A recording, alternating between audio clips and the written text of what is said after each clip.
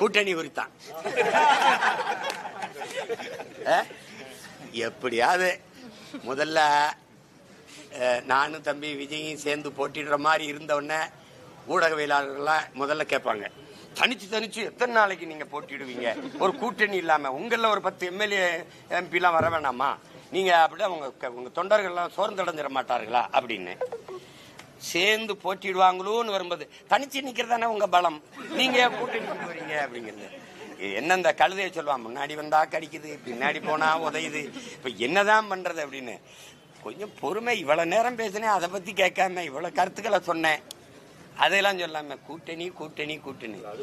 உங்களுக்கு என்னை ஒருத்தனையாவது விட்டுருங்க, என்னை ஒருத்தனையாவது விட்டுருங்க நாட்டுக்கு மக்களுக்கு. நான் தான் வேட்பாளர் எந்த கட்சியாவது போட்டிருக்கா, எந்த கட்சியாவது போட்டிருக்கா? 150 வேட்பாளர் களத்தில் நின்று வேலை செய்யறான்.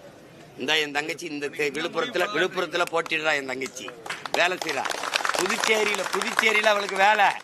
அந்த வேலையை விட்டுட்டு இங்க வந்து சொந்தமா ஒரு தனி மருத்துவமனை வச்சு இங்க வேலைக்கு வந்திருக்கிறத போட்டியிடத்தான். அவ இப்ப கர்ப்பமா இருக்கா, கை குழந்தையோட தூக்கிட்டு வேலை செய்வா பாருங்க. ஏன்னா நாங்க இங்க பாருங்க, சாதாரண ஆத்தாளப்பனுக்கு பிறந்தவன்ல, பிரபாகரன்ற பெரும் மரவனுக்கு பிறந்த பிள்ளைங்க. அதனால எங்களுக்கு அது தனிச்சுனா நான் அடர்ந்த காட்டுக்குள்ள போய் போராட போறேன். 8 கோடி மக்களுக்கிடையே 8 கோடி மக்களுக்காக போட்டிடுறேன். நீங்க என்னை தனிச்சுனா அனாதை பைய மாதிரியே போயிட்டு இருக்கீங்க. யாரும் இல்லாத அனாதை மாதிரியே என்ன சொல்லுவான். உங்களுக்காக தான் நான் போட்டியிடுறேன், அதை விட்டு நீங்க தனிச்சு போட்டீங்க. மரங்களுக்கு மாநாடு, மலைகளின் மாநாடு, தண்ணீரின் கண்ணீர்னு தண்ணீருக்கு மாநாடு. தண்ணீர் பேசும் பாருங்க, உங்ககிட்ட தண்ணீர் பேசும் பாருங்க. நாடே என்னை என்னதாண்டா நினைக்கிறீங்க அப்படின்னு. கவிப்பேரரசு ஐயா வைரமுத்து சொல்ற மாதிரி இந்த தாய்ப்பாலும் தண்ணீரும் மலிவா கிடைக்கிறதுனால உங்களுக்கு மதிப்பு தெரியல இல்லையா? காலுக்கு கீழே மிதிப்படுறதுனால பூமியின் மதிப்பு உங்களுக்கு தெரியல. இருங்க ஒரு நாள் அவன் திறார்ல ஐயா கவிக்கு அப்துல் ரஹ்மான், சுமந்த தாய் 10 மாசம் தான் வயிற்றுல சுமந்தா நம்மள,